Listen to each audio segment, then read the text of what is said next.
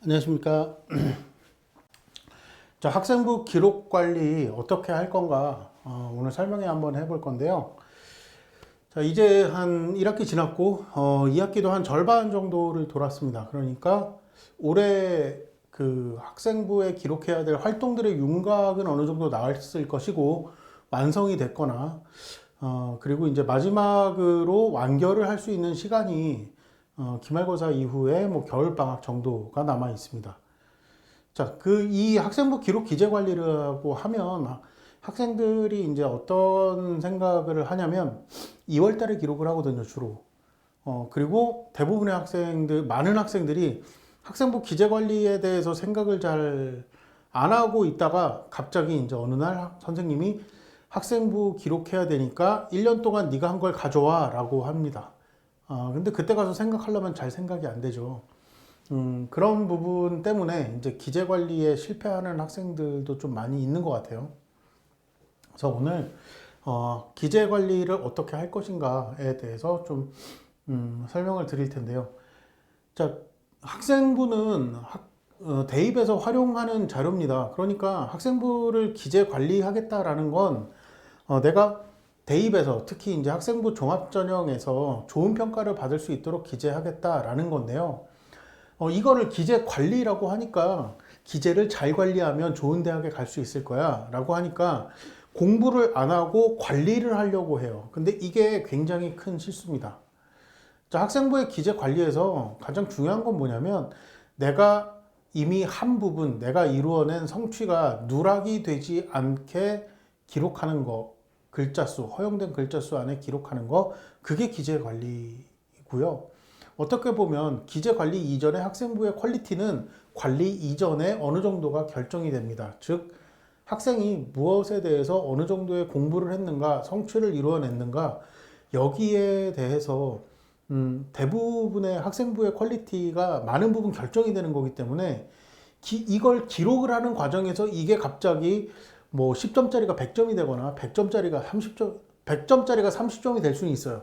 그러나 뭐 10점, 20점 정도의 활동밖에 하지 않았는데 이걸 기재를 잘해서 100점을 만들겠다.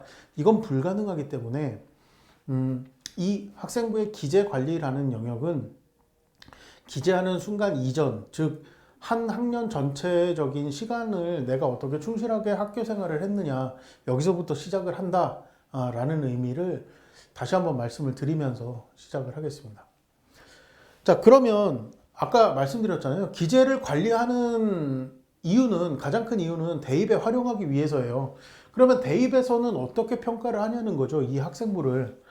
자, 이 학교 생활기록부와 자기소개서를 내는 경우, 자소서를 내지 않는다라면 학교 생활기록부만 가지고 이런 평가들을 하게 됩니다. 학교 생활기록부에 근거를 해서 자기소개서가 쓰여지고 내는 경우에는 이 자기소개서는 뭐냐면 학교 생활기록부를 읽는 데 있어서의 설명서 같은 거예요. 내가 이때 한 활동은 사실 이런 과정을 거쳐서 이런 결과가 나온 겁니다. 뭐 이런 거라든가 이걸 하면서 내가 알게 된 거는 이게 의미가 크다라고 생각해요 라든가 이걸 하면서 어떤 실패가 있었는데 그 실패로부터 무엇을 배웠어요 라든가 이런 부분들이 자소서에 담기는 거죠. 그래서 이런 것들을 보면 같은 성취라도 다른 평가가 나올 수도 있는 게 학생부 종합전형의 정성평가가 됩니다. 그래서 기본적으로 학생부 종합전형은 공부를 잘하는 학생을 뽑습니다.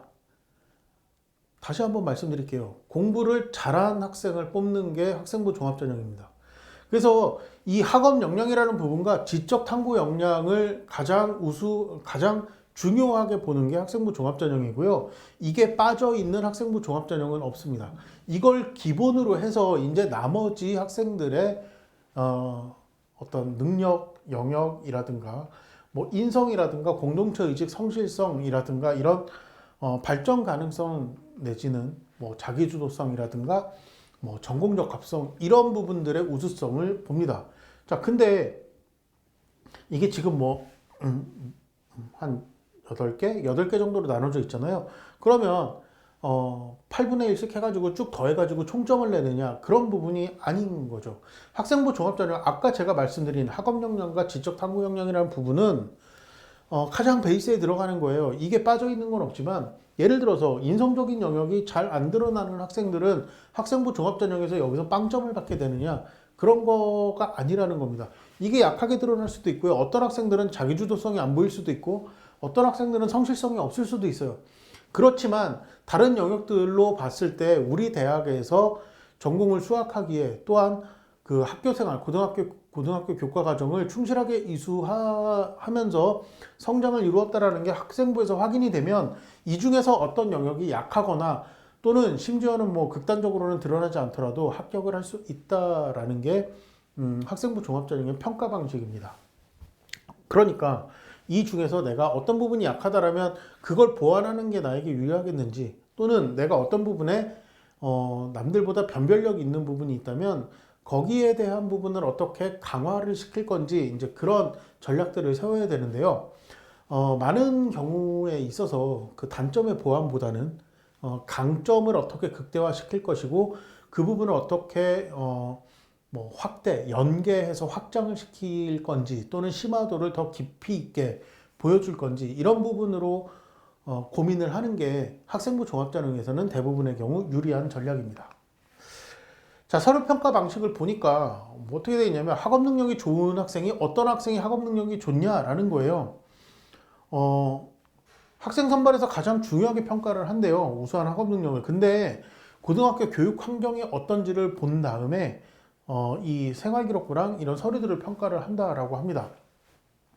자, 이 학업 능력에 관한 평가를 이렇게 한다라고 하고요. 학업 태도는 뭐 지적 호기심이라든가 예를 들어서 이런 거예요. 똑같은 생명과학 수업을 들었는데 어떤 학생은 생명과학에 대한 이해를 바탕으로 해서 깊이 있는 질문을 하는 학생들이 있는가 하면 어떤 학생은 그냥 아무 말도 없고 그냥 쭉 다 들었고 내신 성적은 좋나 봐요. 뭐 1등급 다 맞고 만점 뭐 원점수 100점 나오고 이랬습니다. 자, 그러면 두 학생의 학업 역량은 비슷할 수 있는데 지적 호기심이라는 부분은 차이가 나게 되는 거죠. 또 지적 호기심은 질문의 형태로도 나타나지만 어떤 도전 과제를 자기가 스스로 설정을 해서 뭐 실험을 설계를 해본다라거나 연구 과제를 만들어서 그 연구 과제를 위해서 문헌 조사를 해서 어떤 결론을 도출을 해보거나 설문조사라든가 실험을 통해서 데이터를 수집을 해서 분석을 해본다라거나 이것도 해당 주제에 대해서 궁금하니까 하게 되는 활동이잖아요. 그래서 지적 호기심들에 대한 평가들을 이런 식으로 하게 됩니다. 자, 학업에 대한 부분인데요. 학업에 대한 열정, 이거는 학업 능력이 아니라 열정이라는 거예요.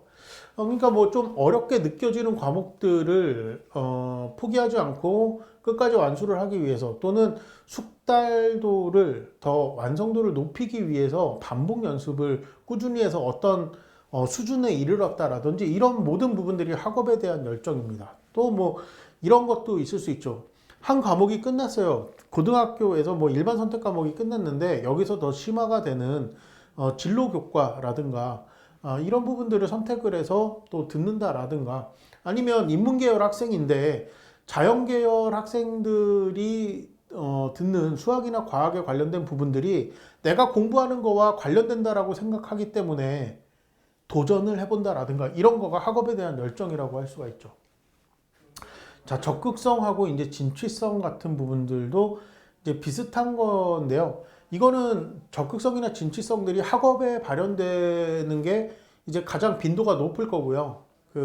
그리고 이제 나머지 같은 경우는 뭐 학생의 활동이라든가 동아리 활동이라든가 자율 활동들을 통해서 학업과 연관이 없는 부분에서도 충분히 나타날 수 있는 그런 부분입니다. 그래서 이거를 학업 태도를 이런 식으로 해서 판단을 하게 해 보겠다라는 거고요. 자, 근데 학업 평가를 할 때 또 한 가지 평가를 하는 게 학업의 소양이라는 부분도 평가를 한다라는 거예요. 리더십, 공동체 의식, 책임감, 공부하는 능력이라든가 공부에 대한 태도라든가 이런 거하고는 관계가 없을 수는 있지만 중요하게 평가하는 부분들이 학업의 소양이라는 부분이에요. 그래서 사회 구성원으로서의 뭐 기여 가능성이라든가 이런 부분들이 남을 배려한다라거나 이런 특성들이 학생부에서 평가가 된다라는 거죠. 뭐 대인관계 및 인성 이런 부분들을 평가를 하겠다라는 건데 특히 이런 대인관계랑 인성이라든가 이런 부분들이 요즘에 많이 평가하기가 어려워진 부분이기도 해요. 코로나의 영향 때문에. 대면이라든가 아니면 그룹 활동이라든가 이런 부분들이 많이 축소가 되었기 때문이죠. 자, 그리고 이게 이런 부분들의 평가는 뭐 물론 여기 학업의 소양도 마찬가지인데요.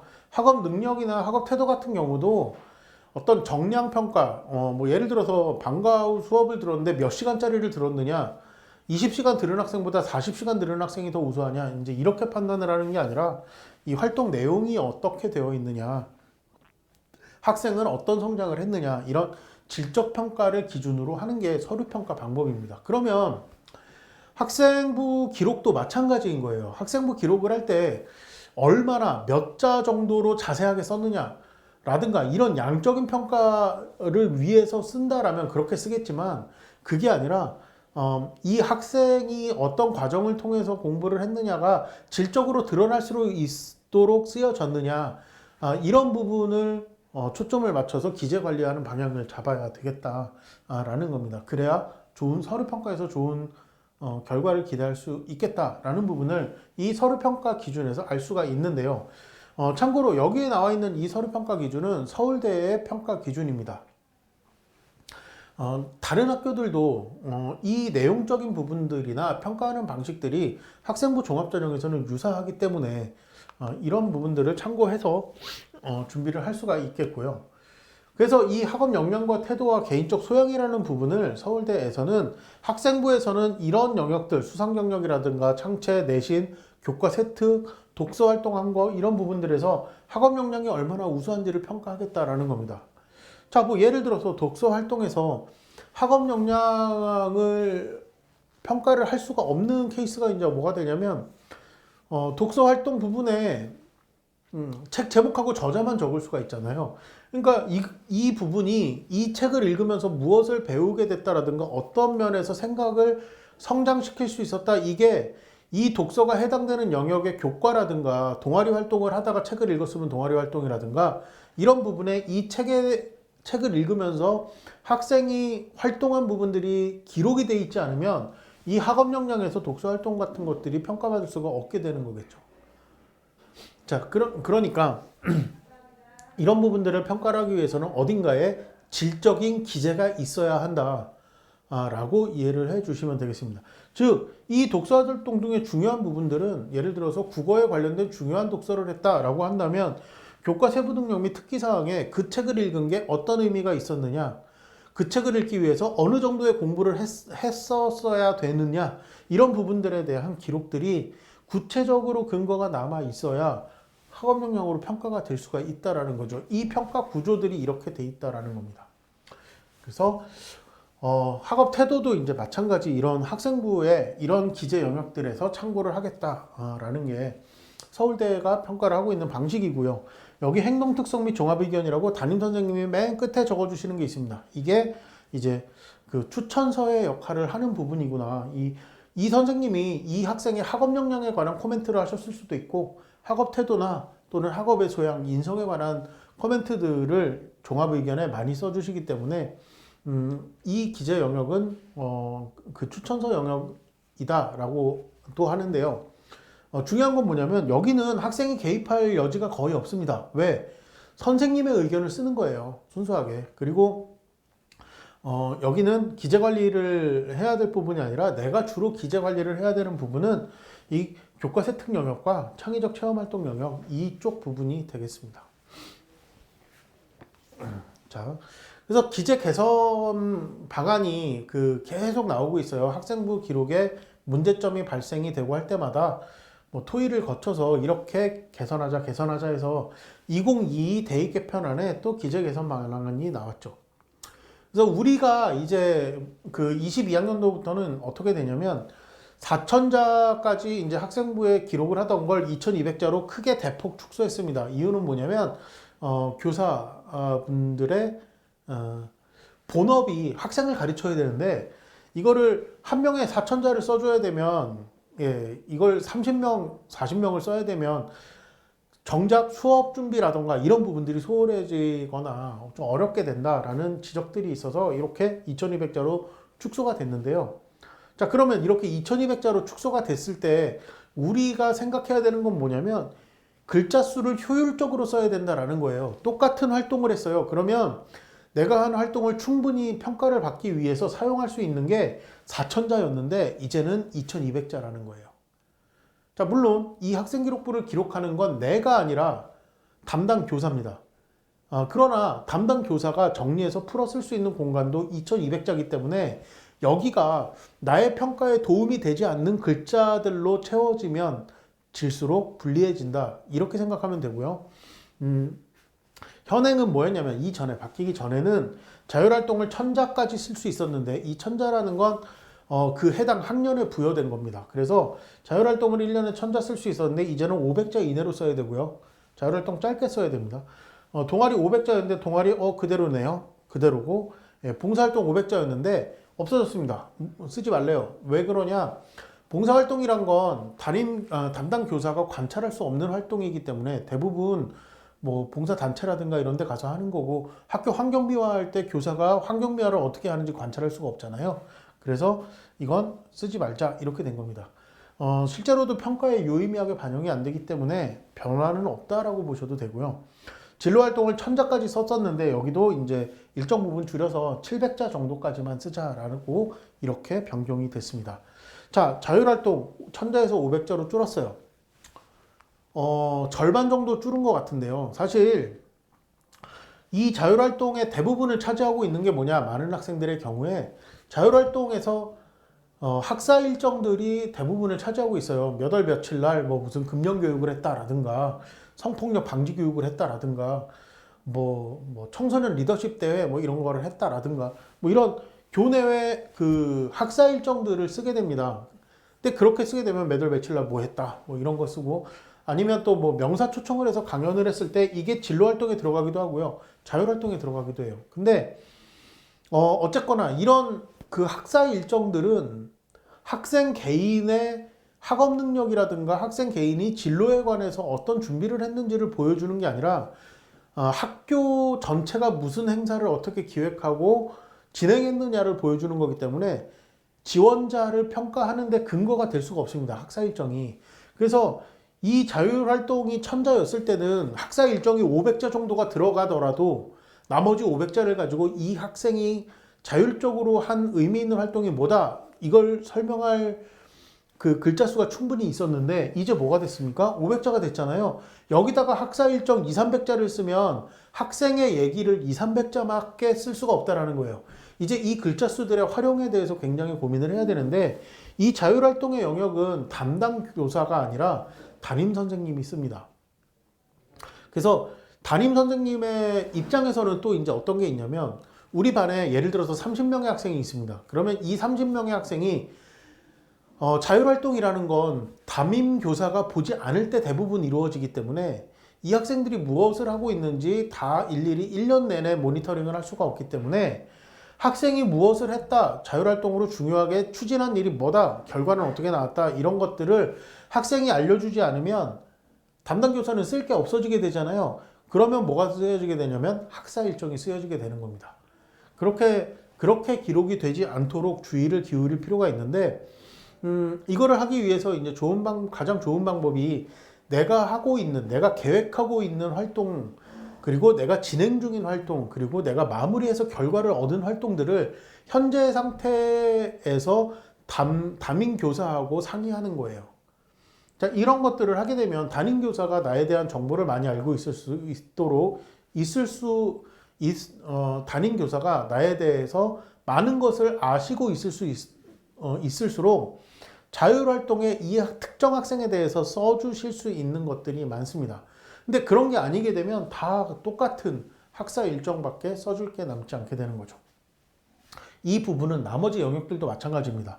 동아리 활동도 마찬가지예요. 동아리 활동이 뭐 작은 동아리 활동의 담당 학생이 작은 교사도 있겠으나 인기 있는 동아리일수록 학생들이 다 많은 신청을 해서 이렇게 담당 교사가 지도할 수 있는 최대한의 숫자가 들어가 있는 경우가 많죠.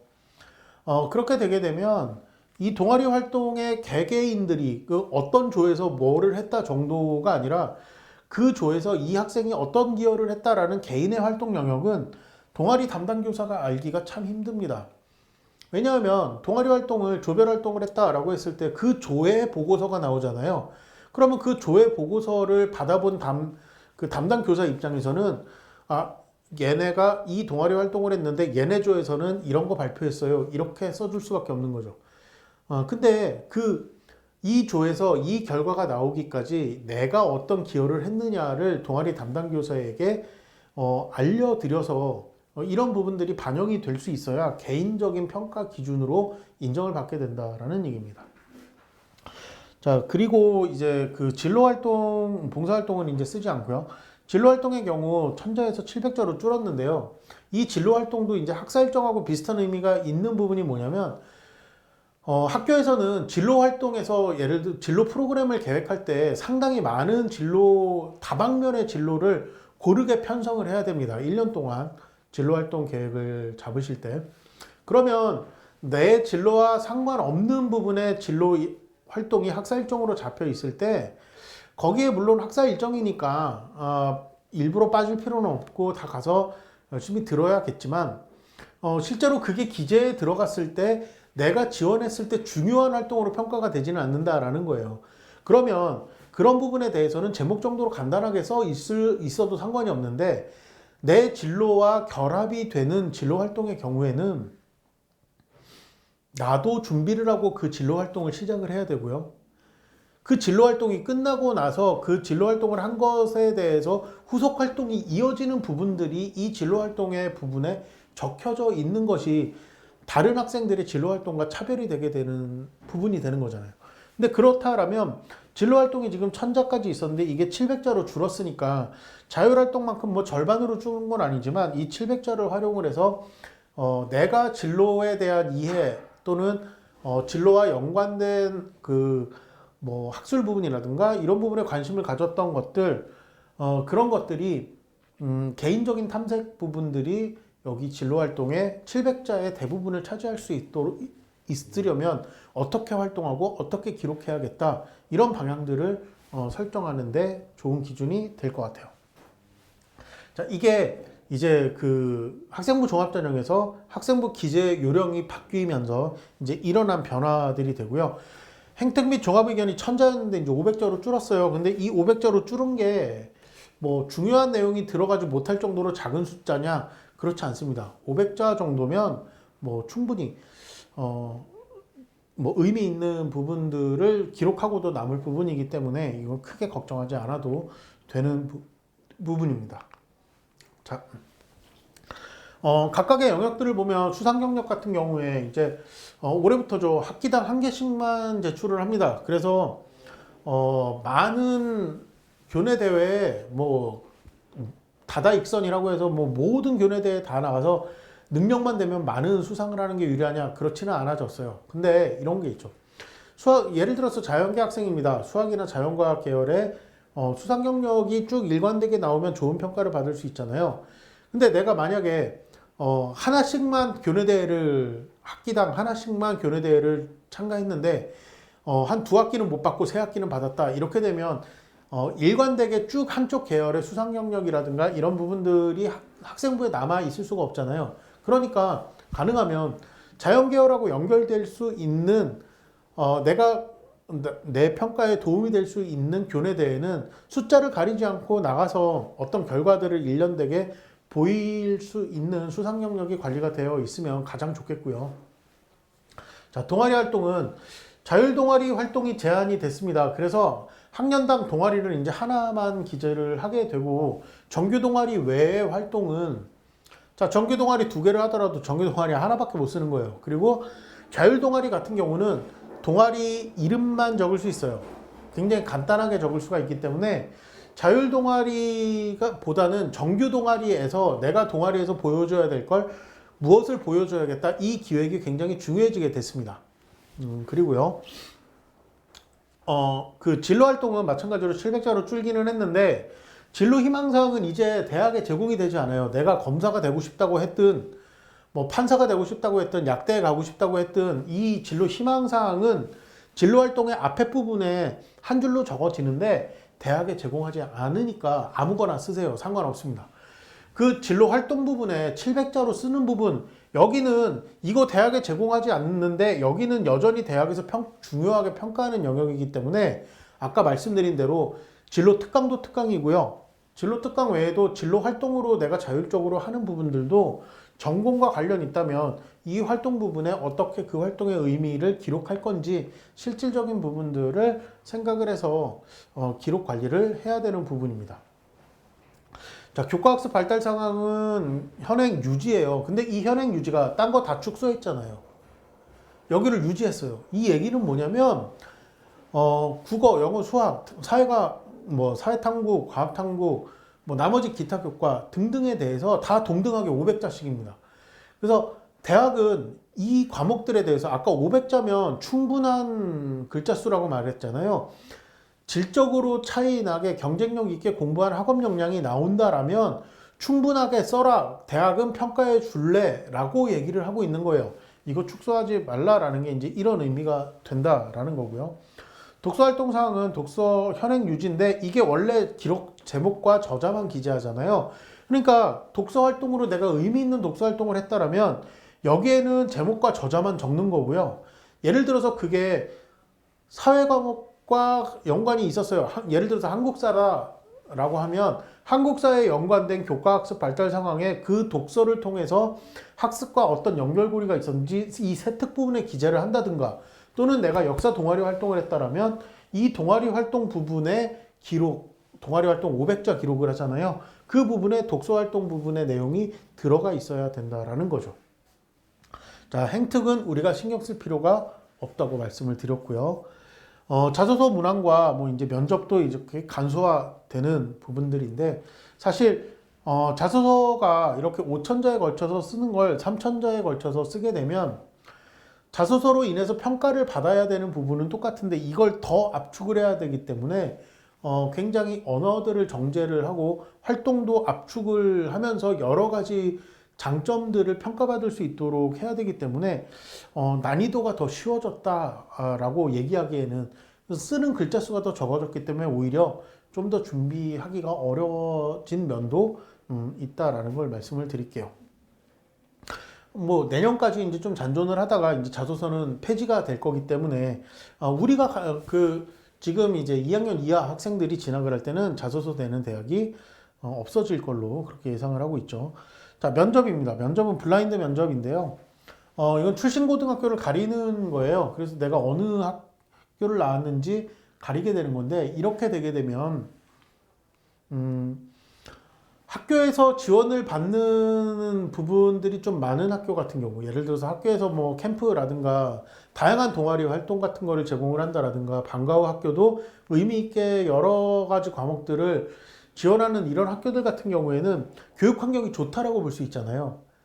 근데 이 학교들의 프로파일들이, 이런 교육 환경들이 대학에서 구분을 할 수 있을 때는 학교가 주어진 환경이 좋아서 좋은 결과를 가져온 학생하고 같은 결과를 그렇지 않은 나쁜 환경, 좋지 않은 환경에서 학생의 노력으로 비슷한 결과를 낸 학생들을 평가할 때 교육 환경들을 고려해야 되는데, 이게 블라인드가 되면 그런 것들이 살짝 어려워지는 경향이 있어요. 그래서 일반고 학생들도 학교에서 주어지는 환경이 이러니까 나는 여기까지가 최선이야, 이거보다는 지금 이렇게 블라인드가 됐기 때문에 나는 내가 주도적으로 뭔가를 좀 더 해야겠구나, 또는 학교에다가 내가 의미 있는 학교 활동, 진로 활동이라든가 학습 활동을 더 의미 있게 하기 위해서 이런 과목 개설해 주세요 라든가, 방과 후 활동으로 이런 수업을 들을 수 있게 해주세요 라든가, 이런 부분들에 대한 제안을 좀 더 적극적으로 할 필요가 있어 보입니다. 내가 이 과목이 왜 필요한지를 알기 위해서도 의미 있는 학습이 선행되어야 되기 때문에 이런 부분들에 대해서 대비를 하는 게 좋은 기재관리 전략이 될 수가 있다라는 겁니다. 자, 그러면 입학사정관은 내 학생부를 어떻게 평가하냐는 거죠. 자, 이거 입학사정관들한테 설문조사를 했던 겁니다. 설문조사를 했던 건데, 가장 중요한 게 뭔가? 라고, 학생부 종합전형에서 평가에서 가장 중요한 게 뭔가? 지원학과 관련 교과 성적이래요. 이거는 뭐냐면, 예를 들어서 이런 거예요. 기계공학과다 그러면 수학, 물리 뭐 이런 부분들의 교과가 지원학과 관련 교과잖아요. 그 내신 성적들이라든가 학업 성취도라든가 또는 그 교과 활동들이 얼마나 우수한지가 중요하다라는 겁니다. 면접 빼면 이렇게 연결이 되죠. 자, 그리고 교과 외 활동인데 이 교과 외 활동이라는 게 얘기하는 게 창의적 체험 활동이에요. 창의적 체험 활동에 자율활동과 진로활동이 나오잖아요. 봉사를 빼고도 자율활동, 진로활동이 있고 또 크게 동아리 활동이 있죠. 그래서 이 부분들에 나타나는 것들도 유의미한 게 많이 나오더라는 얘기입니다. 자, 근데 여기까지가 이제 5점 이상이고요. 6점 만점 스케일입니다. 전교과 성적은 5점이 안 돼요. 얘네들보다 덜 중요하다는 얘기예요. 물론 전교과 성적이 잘 관리가 돼 있는 학생들은 그 학업 능력이 있다라는 걸 평가를 하지만 이 관련 교과 성적이 우수한 거의 중요도에 비해 관련 교과 성적도 잘 관리돼 있고 아닌 것도 잘 관리가 돼 있겠죠. 예, 그렇지만 전교과 성적이 단순히 더 높은 거가 그렇게 중요한 의미를 가지지는 않는다라는 거예요. 그 다음에 밑에 보면 자소서, 추천서 이런 거는 확 떨어지죠. 고교 프로파일, 수능 성적 이런 거 학종에 크게 영향을 주지 않는다라는 얘기입니다. 이게 입학사정관이 생각하는 주요도인데요. 그러면 우리는 기재 관리할 때 뭐부터 해야 되느냐? 이겁니다. 주요 교과들의 내신 성적 관리하는 거 중요합니다. 근데 내신 성적 관리하는 것만큼이나 중요한 게 그 과목들에 대한 세특 부분이 중요하다라는 거예요. 또한 이 주요 교과와 연관된 동아리 활동이나 진로 활동들을 내가 할 수 있다라면 교과 활동이라든가 교과의 활동에서 지원학과 관련해서 좋은 평가를 받을 수 있는 근거가 되기 때문에 이 주요 교과에 대한 에너지가 집중이 돼야 되고 학업 역량이 우수한 것이 선행이 되는 게 자, 학업 역량이 없는데 좋은 활동을 할 수가 없는 거고요. 예, 활동에 우선해서 학업 역량을 쌓는 것이 선행이 돼야 되는 거죠. 이 활동이 좋을 때 기재를 관리할 수 있는 거예요. 이걸 누락시키지 않고 그대로 요약해서 써주기만 하면 되는 건데 내가 학업 역량이 물리가 좋지 않은데 물리를 내가 공부를 제대로 하지 않았는데 물리와 관련된 깊이 있는 활동을 할 수가 없는 거잖아요. 그렇게 되면 그 활동을 한 거를 가지고 기재를 아무리 잘하더라도 활동의 질적인 부분이 내 학업 역량 수준을 넘어설 수가 없다라는 거죠. 그래서 이런 순서에 그 학업 역량의 확보, 그 다음에 활동을 어떻게 계획을 하고 그 활동을 한 것에 대해서 기록 관리 500자 이내로 간단하게 만들어야 되잖아요. 세특이든 동아리든 이제 쓰려면. 그래서 그 순서에 따라서 기재 관리가 이루어져야겠다라는 거죠. 자, 학교 생활기록부의 기록들은 이런 정도로 이제 나눠질 수가 있어요. 자, 수상 경력이죠. 수상 경력, 뭐 자격증 이거는 이제 학교 생활기록부의 영역인데 다 이렇게 세 가지로 나눠집니다. 학교 공통에 관한 기록은 뭐냐면 학사 일정을 말하는 거예요. 네, 뭐 금융교육을 해서요. 전교생이 다 똑같은 날짜에 하잖아요. 내용 다 똑같잖아요. 그렇기 때문에 이런 게 학교 공통에 대한 얘기고요. 아까 말씀드렸습니다만 이 부분은 학생부 종합전형에서 학생을 평가하는데 기준이 될 수가 없어요. 다 똑같기 때문에. 자, 근데 학생 개인이 수상을 하기 위해서 어떤 노력을 했다 이런 부분들이 있다면 자, 이거는 학생 개인의 노력, 이 학생이 뭐 몇 시간을 공부를 했습니다라든가 뭐 어떤 성적을 냈습니다라든가 이런 부분들은 학생 개인의 노력들은 학생 개인의 역량을 평가하기 위한 근거가 되죠. 그리고 이제 담임 선생님의 관찰과 평가가 있어요. 근데 여기도 후속 활동, 뭐 동기, 결과 이렇게 해서 후속 활동에 대해서도 관찰하시고 평가를 할 수가 있는데 관찰과 평가를 나누면 두 가지잖아요. 하나는 관찰이고 하나는 평가예요. 그러면 담임 선생님이 관찰을 한 게 있는 게 좋을까요? 평가를 한 게 있는 게 좋을까요? 이제 그런 부분들에 대해서 좀 생각을 해봅시다. 자, 학교 공통에 관한 부분들은 여기는 아무리 많이 써 있어도 의미 없다라고 했잖아요. 자, 그러니까 사실 학생부 A, B, C, D, E 이 모든 학생들의 학교 공통은 다 똑같아요. 예, 의미 없어요, 이 부분은. 자, 그러면 의미 있는 부분은 아까 학생 개인의 노력 부분과 그 담당 교사가 관찰했는데 이 학생이 우수하다라고 평가한 이 부분인데, 자, 학생부 2 다 잘 써져 있습니다. 의미 있는 기록이라고 가정을 할 때 다 잘 써져 있으니까 이게 가장 좋겠는데, 그 다음은 좀 뭐 영역이 모든 부분에 대해서 빠짐없이 약간 덜 써져 있을지라도 이렇게 써 있는 게 좋겠죠. 자, 근데 학생부 B하고 C는 학교 공통에 대한 영역은 자세하게 써져 있지만 학생 개인의 노력이나 아니면 담당 교사의 관찰과 평가가 모자른 거잖아요. 없는 거잖아요. 이렇게 돼 있을 경우에 학교 공통은 자세하게 써 있어도 평가에 도움이 안 돼요. 그래서 학생부 D처럼 관리가 돼야 되는 겁니다. 그러니까 내가 무엇을 했는지와 또 선생님이 나에게 무엇을 관찰했는지가 잘 써져 있는 학생부가 좋은 건데, 그럼 이렇게 될 경우는 어떻게 되나요? 여기는 선생님의 역량이라고 할 수가 있겠고요. 교사의 관찰과 평가니까. 여기는 뭐죠? 학생의 역량이 되는 겁니다. 학생이 한 거니까요. 자, 그러면 우리가 학생부 평가를 어떻게 한다라고 했냐면 학교의 환경이 해준 게 아니라 학생이 무엇을 할 수 있었느냐, 학생이 학업 성취도를 얼마까지 쌓았느냐, 이걸 평가한다고 했잖아요. 자, 관찰과 평가가 될 경우에 문제가 뭐냐면 어떤 선생님이 이 학생에 대해서 평가를 잘 써줬다라고 가정을 해봐요. 그러면 뭐 영어 선생님이 이 학생 영어를 잘합니다 라고 얘기를 했을 때 대학의 입장에서는 이 선생님은 이 학생이 얼마나 잘해야 이 학생이 영어를 잘한다고 써주시는 선생님인지 알 수 있는 방법이 없어요. 자, 반면에 학생이 영어를 어느 정도 수준의 영어 스크립트를 준비를 해서 뭐 발표를 했습니다라든가 뭐 학교에서 실시한 영어 경시 대회에서 뭐 좋은 성적을 내기 위해서 단어 공부를 하더니 뭐 단어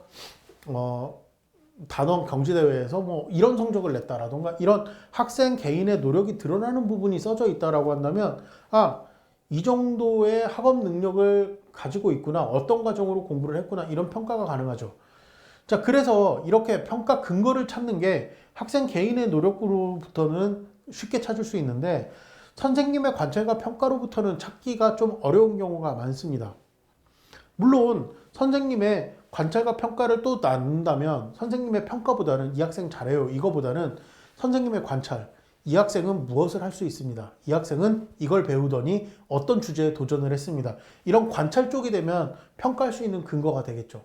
그래서 중요한 건 뭐냐면 어떤 학교에서 지원해주는 학교 환경적인 부분, 여기라든가 교사가 써줄 수 있는 이 부분, 여기보다 학생부의 기재관리에서 가장 중요한 건 내가 할 수 있는 부분이 가장 중요하다는 거예요. 평가에 반영이 될 수 있는 부분들은.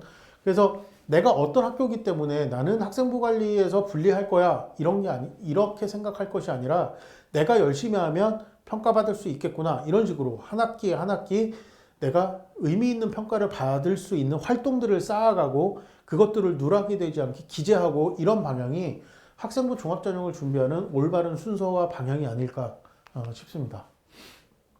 그래서 뭐 학생부 B와 C보다는 이렇게 학생 개인이 무엇을 했는지가 잘 드러나는 학생부 C가 좀 더 잘 관리된 학생부라고 볼 수 있겠고요. 학생부 A는 학생부 종합전형에서 빵점이 나올 수 있어요. 왜? 학생을 평가할 수 있는 어떤 기록도 없습니다. 학교 공통기록밖에 없잖아요. 자, 이렇게 되면 학생부 종합전형이 아니라 다른 전형을 지원해야 돼요. 교과전형이라든가 이렇게 그 정성평가를 하지 않는 전형들을 지원을 해야 되는 학생부인 거죠. 자, 그럼 기재 사례를 보면서 좀 봅시다. 어떤 기재가 좋고 나쁜지 좀 판단을 해볼 건데, 자, 전공 알림단에서 왔어요. 한양대학교에서. 그래서 미디어 커뮤니케이션 전공에 대해서 커리큘럼 진학에 대한 정보, 졸업 이후 진로에 대해서 구체적으로 설명 잘 해주셨겠죠. 진로에 대해서 탐색하는 기회를 가졌습니다. 이렇게 돼 있잖아요.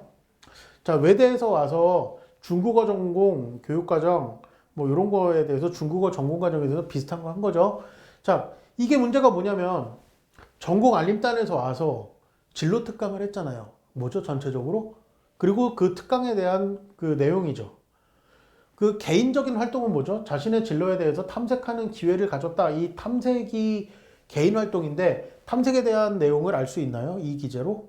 알 수가 없어요. 탐색의 결과도 알 수 없고, 탐색을 하면서 나는 이 진로에 대해서 어떤 비전을 가지게 됐는지, 생각을 어떻게 바뀌게 됐는지, 또는 미디어 커뮤니케이션을 하려면 고등학교에서 중요하게 열심히 공부해야 되는 과목이 뭐다라고 생각을 하게 됐는지, 이런 부분들이 없는 거예요, 밑에가. 그러니까 학사 일정들만 쭉 써 있고 학생 개인에 대한 내용이 지금 없는 상황이 된 거죠. 여기도 마찬가지죠. 중국어 전공에 대한 이해와 더불어 설명에 참석했잖아요.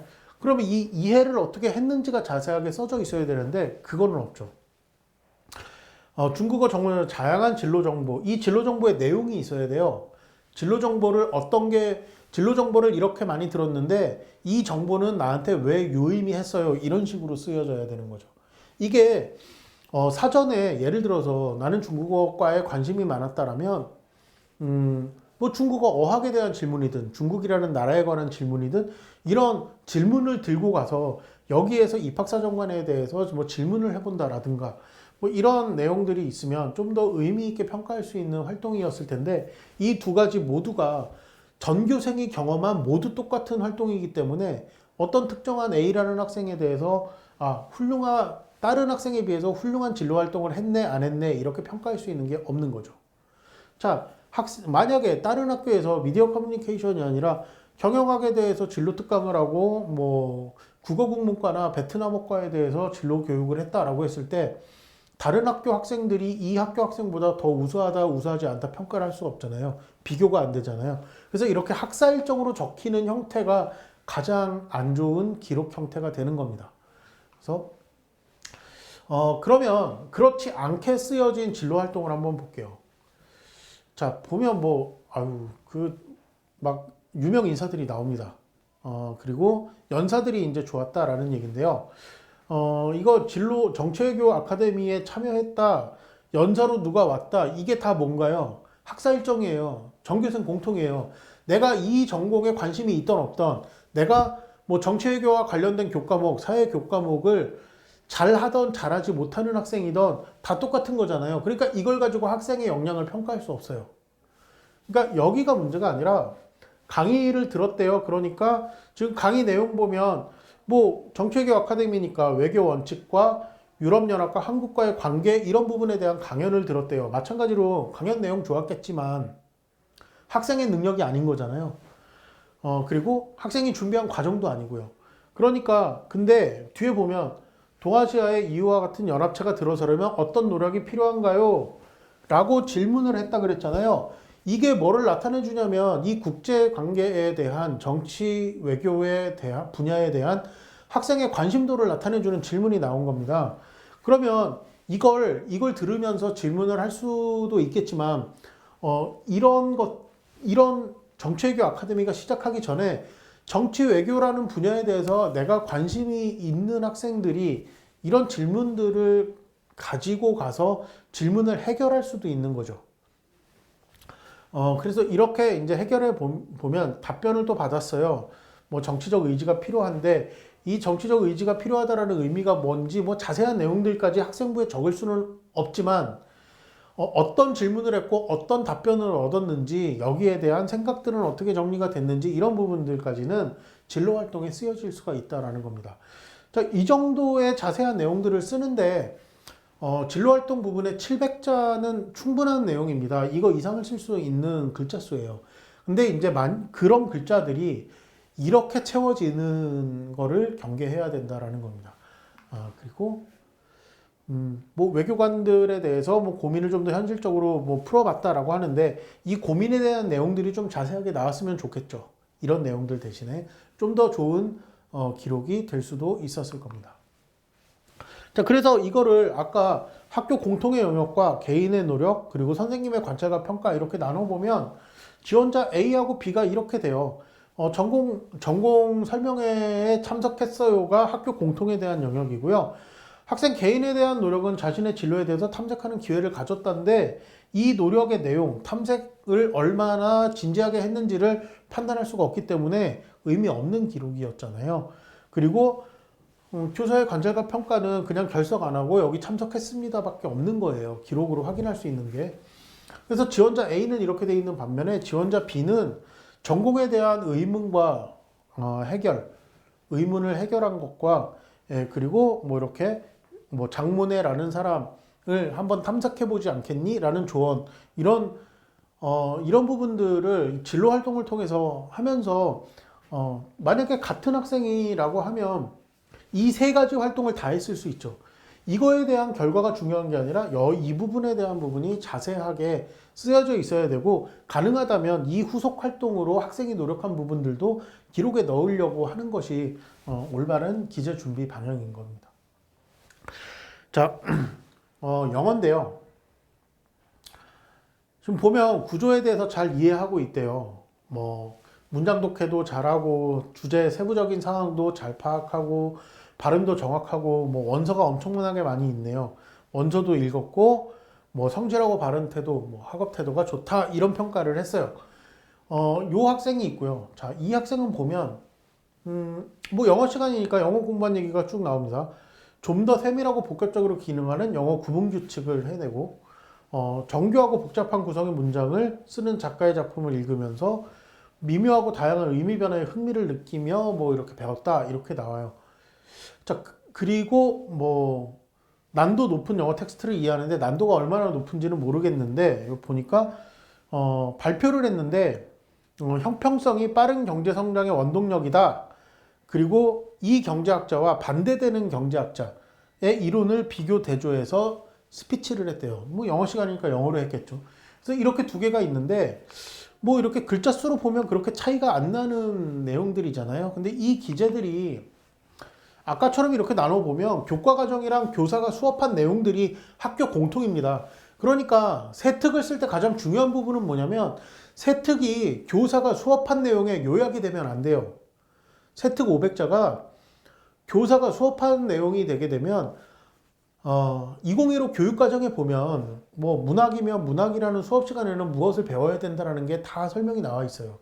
교사는 그 교육과정에 의해서 수업을 해야 되기 때문에 요약을 해놓으면 2015 교육과정을 요약한 게 됩니다.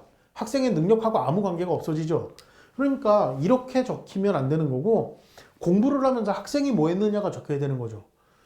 자, 근데 여기는 뭐 원서 읽었고, 여기는 뭐 교과과정에서 작품을 영어로 읽었다라는 거예요. 근데 이런 것들이 이 학생이 정교하고 복잡한 구성의 문장을 주로 쓰는 작가를 좋아해서 학생이 따로 읽었으면 이게 다른 학생의 기록에는 안 나오고 이 학생의 기록에만 나오게 되겠죠. 그러면 학생 개인의 활동이 될 수 있으나, 이게 이 해당 학교에 많은 학생들에게 있다면 이게 교과 과정에서 선택했던 부교재이거나 교과 과정 내에서 다뤘던 거일 수 있어요.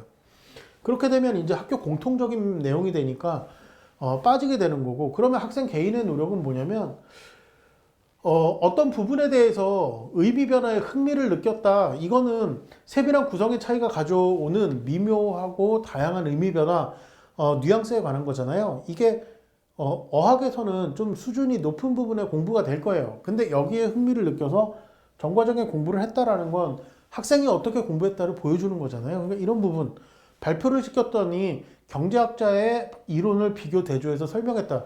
자, 이거를 하려면 뭐가 돼야 되죠? 영어로 발표해야 되잖아요. 경제학자의 이론을 이 경제학자에 대해서 다룬 영어 텍스트를 읽어야 이걸 영어로 발표를 할 수가 있어요. 그래야 그 학문 분야에서 다루는 영어적 표현이라든가 용어라든가 이런 걸 사용할 수 있게 되잖아요. 그러면 이런 거를 하려면 영어를 어느 정도 수준으로 공부를 했겠구나를 판단하는 기준이 되는 거예요. 자, 근데 담임 선생님의 평가는 어때요? 둘 다 잘했대요. 이 학생은 뭐 영어 문장을 세부적인 상황도 빠르게 파악하고 빨리 읽을 수 있고 발음도 정확하고 뭐 영어로 글 쓰는 능력도 좋다, 뭐 이렇게 돼 있고요. 여기는 높은 텍스트를 이해하는 능력이 뛰어나고 단문 영작도 정교하게 잘합니다, 이렇게 돼 있어요. 글 잘 쓴대요. 단문 영작 잘한대요. 똑같은 얘기잖아요. 근데 이거를 가지고는, 선생님이 잘한다 가지고는 A, B의 우열을 평가를 할 수가 없다라는 얘기죠. 자, 그러니까 학생부를 기록할 때는 가장 중요한 건 뭐냐면, 나는 이 과목을 어떻게 준비했느냐가 중요하다라는 거예요. 즉, 과정을 기록할 때 그 과정에 누락이 없는가, 중요한 부분들이 잘 설명이 되어 있는가, 나를 모르는 제3자가 읽었을 때 내가 무엇을 했는지 알 수 있도록 쓰여졌는가, 이거를 검토하면 되는 건데, 기재 순간에는 이걸 검토하면 되는 건데, 사실 이거를 위해서는 기재 전에 뭐 1년 동안 쭉 그 학업 활동에 참여를 할 때 어떻게 질적으로 심화 있는 공부를 하기 위해서 하면서 준비를 했느냐, 이게 최종적인 기재 퀄리티를 상당히 좌우할 수밖에 없더라라는 얘기입니다. 그래서 이 기재 퀄리티를 높이기 위해서 심화 영역에 대한 공부라든가 이런 것들을 뭐 학교에 개설되어 있는 방과 후 학교라든가 어떤 캠프, 동아리라든가 이런 부분들을 통해서 해결을 하려고 시도를 학교의 범위 안에서, 학교의 학사 일정에 주어진 범위 안에서 해결하려고 시도를 해야 학생부에 자연스럽게 기록이 넘어가기가 좋다라는 게 기재 전략이라고 할 수 있습니다. 자, 그 진로 활동을 할 때 제일 자주 나오는 부분이 뭡니까? 우주의 탄생이라는 거에 대해서 뭐 이렇게 가가지고 교수님 설명을 열심히 들었고, 뭐 천체 우주학에 대해서 관심을 가지게 되었다, 뭐 이렇게 많이 쓰여져요. 그리고 주로 써지는 게 뭐죠? 진로 특강에 대해서 진로 활동에 쓰여지면 이 특강을 요약을 해서 써요. 이렇게 기록을 하려고 그러는 게 아니라 여기까지는 학생의 활동이 아니에요. 그건 교수님의 활동이에요. 연사로 초대받으신 분의 활동이죠. 근데 대학에서 평가하고 싶은 건 이거예요. 이 우주의 탄생이라는 특강을 들을 때 학생이 보였던 관심과 의지라든가, 그러면 천체 동아리 자율활동이라든가 뭐 이런 과학교과에서 천체를 다루는 이런 부분을 공부를 할 때 남다른 관심을 가지고 했던 활동이나 보고서 뭐 이런 것들이 있느냐, 진로 활동들이 있느냐, 이런 거를 보고 싶은 거고요.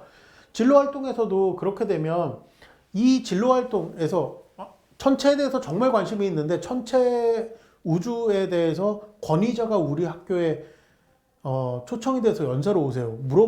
보고 싶은 게 얼마나 많겠어요. 그런 것들을 물어보고 해결하는 과정들이 진로 활동에 적혀져야 된다라는 거예요. 이 부분이. 그 다음에 뭐 이제 평가 과정과 결과라는 건 수상을 통해서 나타날 거고요. 그리고 이제 후속 활동이라는 건 이런 거를 들으면서 천체에 대해서 관심이 높아졌기 때문에 거기에 대해서 독서를 하게 된다라든가, 아니면 뭐 특강에서 추천해 주신 도서가 있을 수도 있죠. 또는 뭐 진로 희망 하나에 관련된 여러 교과들에서 지구과학에서 천체가 관련된 부분을 더 심화 학습 활동을 하게 된 계기가 될 수도 있어요. 이런 부분들이. 그래서 이 부분들에 대한 기록들이 이 특강의 내용보다 학생을 평가하는데 중요한 기록들이라는 거예요. 그래서 나의 진로 활동이 특강 내용에 요약이 되는 것이 아니라 이 특강과 관련해서 내가 어떤 활동을 했는가를 보여줄 수 있는 그런 부분이 돼야 된다라는 겁니다. 그래서 계속 보면 입사관은 요구하는 게 학생 활동이 폭넓게 나타나는 기록이었으면 좋겠다, 이런 부분들을 요구하고 있는 겁니다. 자, 그래서 교내 활동을 기록을 할 때는 이렇게 기록을 하는 게 좋습니다. 활동을 통합해라 라는 게 뭐냐면, 자, 이런 거예요. 교과에서 배운 것들을 단순하게 요약하지 말라 그랬잖아요. 자, 그러니까 학생들은 이제 이걸 어떻게 생각하냐면, 고등학교 교과과정 외적인 거를 꼭 무엇인가 대학에서 배우는 어려운 것들을 공부해야 의미 있고 질적으로 좋은 기록이 될 거야, 이렇게 생각을 하는데, 그런 게 아니라 예를 들어서 수학에서 배웠던 것들을 뭐 생명과학이라든가 물리라든가 또는 사회탐구 교과들에서 뭐 한국지리라든가 경제라든가 이런 부분들에서 수학에서 배웠던 부분들이 결합되는 부분들이 있을 수 있어요. 이렇게 교과와 교과 간의 활동들이, 학습 활동들이 통합이 되게 될 수도 있는 거고요. 또 이런 거죠. 경제학에 관심이 있는 친구가 역사적으로 일어났던 경제 사건들을 조사를 할 때 역사나 동아시아사라든가 뭐 세계사라든가 이런 역사 관련 교과들만큼 좋은 소재가 없습니다. 근데 그거를 경제학적 관점에서 이렇게 쭉 바라보고 싶은 거잖아요. 또 그거와 관련된 독서를 찾을 수도 있는 거잖아요. 그런 주제를 다루고 있는 책들은 어떻게 보면 교과보다 훨씬 더 풍부한 학습 자료, 좋은 심화학습 자료가 될 수 있으니까 이렇게 활동들을 교과 학습과 내가 관심이 있는 주제에 관련된 분야 이런 것들을 고등학교 교과 안에서도 통합을 해서 새로운 영역을 만들 수 있다라는 겁니다. 교과 과정을 벗어나지 않고도. 그래서 이제 활동을 한번 통합해봐라 라는 거고요. 또 이런 거죠.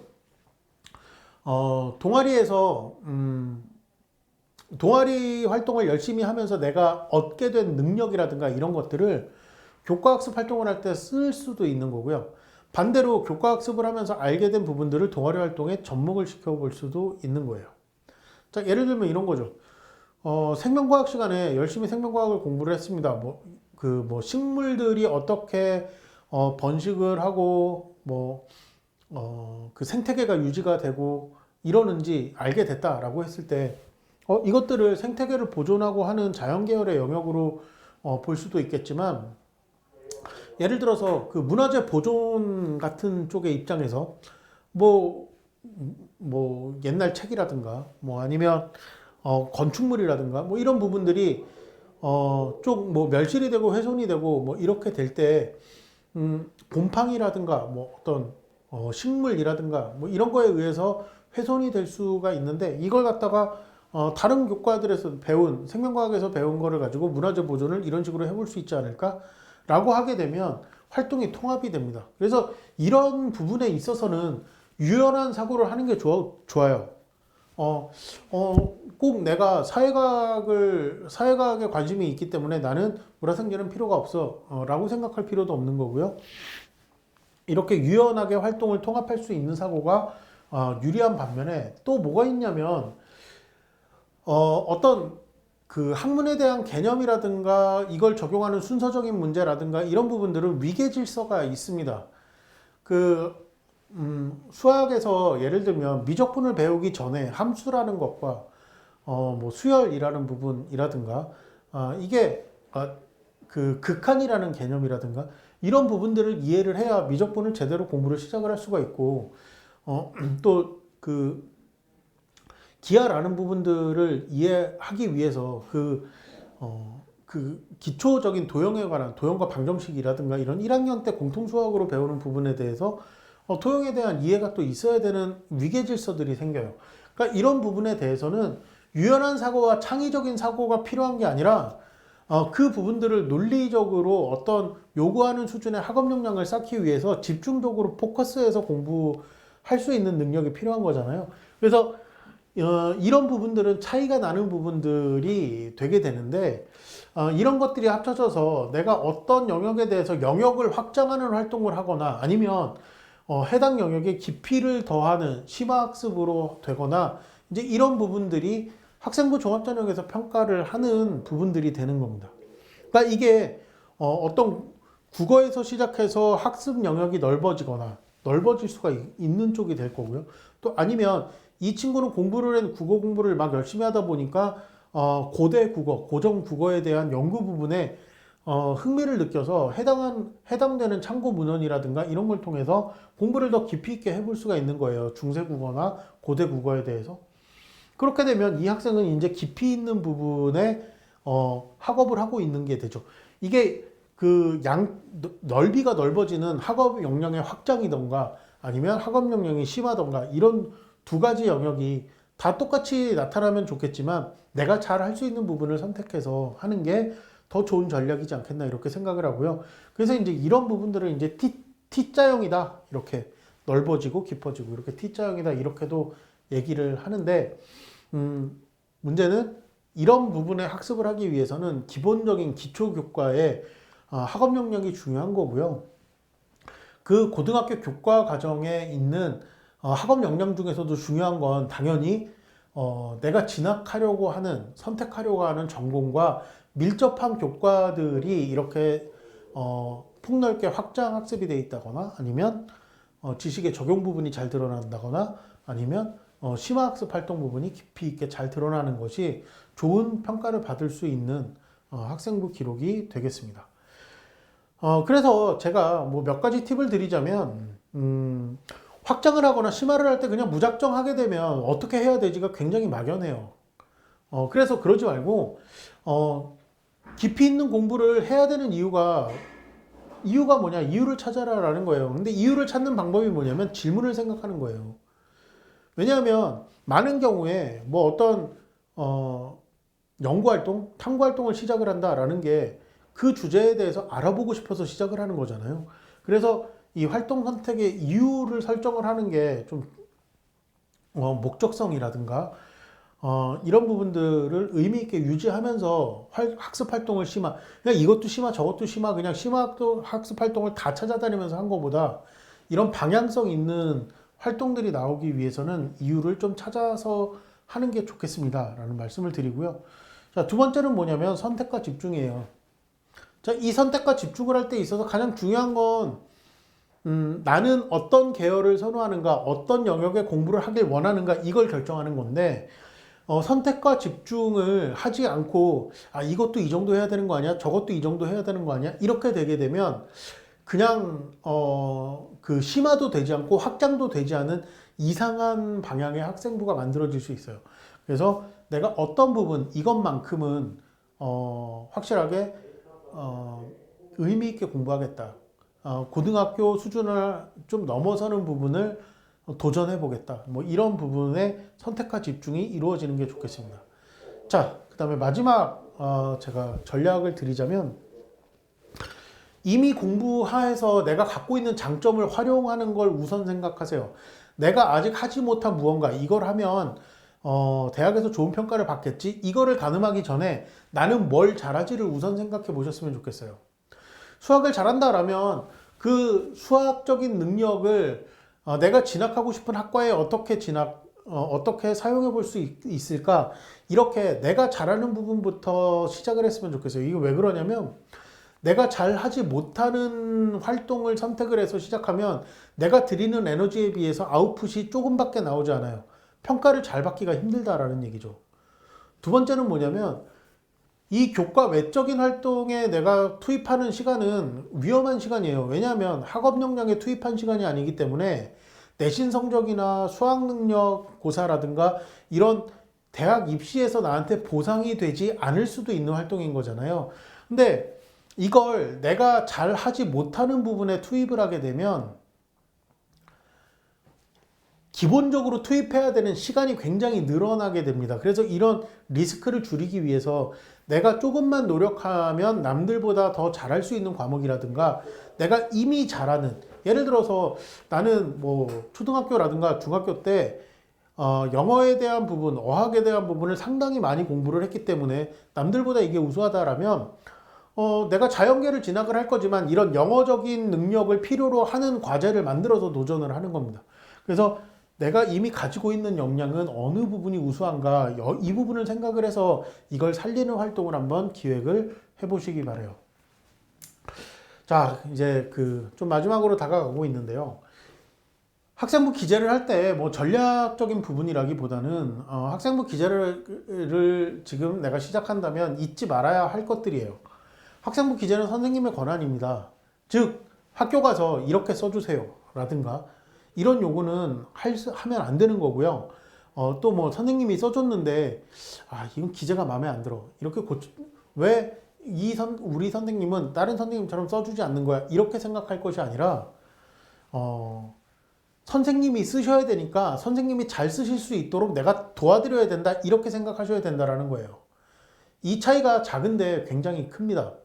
자, 예를 들면 1년 내내 활동 열심히 했어요. 그래서 선생님이 기재 이제 해야 되니까 정리한 거 갖고 와봐 라고 하면 기억이 안 나잖아요. 그러니까 이제 뭘 하냐면 뭐 동아리 활동할 때 뭐 냈던 거 그 보고서 4-5장짜리를 막 갖다 줍니다. 그러면 선생님 교사는 뭘 해야 되느냐, 그 4-5장을 읽고 500자 안에 이거를 정리를 해서 이 학생이 뭘 했는지 요약해서 쓰셔야 돼요. 자, 그게 나 하나가 아니잖아요. 예, 우리 반에는 30명이 있고 동아리를 담당하는 학생, 교사라면 담임반 동아리 담당하는 동아리 학생들, 그리고 그 담당 교사도 무슨 교과목의 담당 교사이기 때문에 교과목의 세트, 이런 것들을 다 정리해서 써야 되는데 학생 하나가 4-5장짜리 보고서 하나씩을 냈다라고 하면 수백 명의 4-5장짜리 보고서를 읽을 수가 없는 거죠. 그러니까 중요한 부분들을 나는 이렇게 활동했고 이게 중요했던 것 같아요 라고 선생님한테 정리 요약을 해서 보여드려야 되는 게 선생님이 기록하시기 전에 우리가 도와드려야 되는 부분이 되는 거죠. 그래서 두 번째는 뭐냐면 선생님도 모르는 부분은 쓸 수 없어요. 내가 참 열심히 했는데 왜 선생님이 이렇게 안 써주실까 라는 건 선생님이 알 수 있게 해드려야 되는데 그게 학생부 기재 관리를 할 때 막 이렇게 해가지고 내가 써서 갑자기 불쑥 갖다 드리면 선생님이 이거를 했는지 안 했는지 아실 수가 없어요. 그 짧은 시간에 단 네다섯 줄 정도로 이렇게 메모가 된 걸 가지고 선생님이 이 학생이 이 활동을 왜 한 것 같다, 내가 한 수업하고 이게 무슨 연관이 있는 것 같다, 이렇게 써주기가 매우 힘들어요. 그래서 평소에 선생님하고 소통을 해야 돼요. 이런 부분들은 내가 이 부분에 관심이 있다면 선생님, 저는 여기가 공부를 하고 싶은데 무엇을 갖고 공부하면 좋을지 상의를 하시는 것도 좋고, 내가 공부를 해봤더니 결과가 이렇게 나왔습니다 를 선생님한테 중간중간 말씀을 드리는 것도 좋고, 이런 일상적인 소통, 활동을 하기 전에 이런 계획을 갖고 이렇게 활동을 해보려고 하는데 어떤가요? 라고 이렇게 상의를 하는 것도 좋고, 선생님이 내가 무슨 활동을 하는지, 하고 있는지, 활동의 결과는 어떤지 이렇게 알 수 있게 선생님과 일상적인 소통을 하는 게 굉장히 중요하다라는 겁니다. 그게 바로 3번이에요. 효율적인 소통 시기. 효율적인 소통 시기는 바로 지금이에요. 네, 가장 안 좋은 시기가 1년 동안 한 거 다 모아서 기재해야 되는 시점에 이만큼 했어요라고 갖다 주는 거가 가장 안 좋은 소통 시기에, 담당 교사가 학생부 기록에 대해서 중압감이 굉장히 높이 있을 때 가장 안 좋은 방법으로 소통을 한 거죠. 그렇게 되면 기재 결과가 잘 나오기가 힘들 겁니다. 자, 난결 가장 중요한 건 평가 근거입니다. 내가 무엇을 했다라거나 내가 책을 이렇게 많이 읽었어요. 양적인 평가가 아니라고 그랬잖아요. 질적으로 평가할 수 있는 근거가 남겨져 있는가, 내가 무엇을 했는가, 내가 무슨 노력을 했는가가 쓰여져 있는가, 이 부분들을 주의 깊게 보시면서 기재 관리를 했으면 좋겠습니다. 그래서 이거를 하기 위해서 가장 중요한 게 학사 일정과 나의 활동을 구분하는 거예요. 학생 기록부를 쭉 써놓고 나서 이만큼 채웠으면 남들보다 많이 채웠어 가 아니라 나의 활동은 얼마나 쓰여져 있는가, 이 내가 한 활동이 내가 진학하고자 하는 학과에서 중요하게 평가하는 부분인가, 얼마나 강력한 근거가 나타나 있는가, 이런 부분들을 체크하는 게 기재 관리하는 데 있어서 중요하다고 할 수 있겠습니다. 자, 그리고 마지막은 뭐냐면요, 학교 생활기록부는 5학기에 걸쳐서 쓰여지는 거예요. 그리고 학생부 종합전형은 5학기에 걸친 학교 생활기록을 평가합니다. 그렇기 때문에, 근데 학생부 기재는 1학년이 끝나는 2월달 2월 28일 날 완료가 되고요. 2학년이 끝나는 2월 28일 날 완료가 되고 3학년 1학기 활동은 8월 31일 날 기재가 완료가 되는 거죠. 그러다 보니까 그 직전들에 이렇게 기재 기간이 생기는데, 그 기재하는 당시에 내가 쭉 1년 동안 실험해 온 것들이 마지막에 뭐 어떤 예외가 발생을 했다거나 계획하고 틀어졌다거나 뭐 이래서 완료가 되지 않은 활동들이 있을 수 있어요. 그러면 어디까지 진척이 됐는지 그 과정을 가지고 기재를 해야 됩니다. 이게 왜냐하면 그때 기재를 안 하고 만약에 2학년 때 쭉 해왔던 활동을 완성이 안 됐기 때문에 기재를 안 하고 3학년 때 가서 기록을 하게 되면 대학에서 모르는 입학사정관이 봤을 때는 이렇게 되는 거죠. 이 학생은 3학년 때 갑자기 학생부 종합전형을 지원하려니까 이런 활동을 갑자기 시작해서 3학년 이렇게 기재를 막 무리하게 밀어 넣었다, 이렇게 보일 수도 있는 거예요. 근데 그게 2학년 때 이런 과정을 거쳐서 3학년 때 이런 결과가 나왔구나, 이렇게 보이게 되려면 완료한 활동이 아니라 현재까지 진행된 상황이라도 누락되지 않고 기록이 되는 게 의미 있겠다라는 얘기입니다. 그래서 이제 이런 기재 관리 방법들이라든가 요령들을 설명을 드렸고, 이제 이런 부분들의 일반적인 부분들을 오늘 다 짚어드렸고요. 이 외에는 이제 전공 분야들에 대해서 이제 세부적인 주제를 어떻게 잡고 활동을 할 것인가라든가 이런 부분들은 학생의 관심 분야들을 탐색을 하면서 개인적으로 각 전공 영역들에 대해서 활동을 해야 되는 부분들만 해결을 하시면 될 것 같습니다. 자, 그래서 오늘 여기까지 학생부 기재 관리는 어떤 식으로 어떻게 할 것인가, 그리고 이제 기재평가는 기재평가를 이해하고 그거에 맞게 어떻게 기재관리를 준비할 수 있을 것인가를 좀 정리를 해 봤습니다. 많이 도움이 되셨으면 좋겠고요. 또 궁금하신 부분들이 있으시면 또 저희 강북청솔에 언제나 문의를 해 주시면 되겠습니다. 그러면 오늘 끝까지 열심히 들어주셔서 감사드립니다. 저는 또 다음 시간에 찾아뵙겠습니다. 감사합니다.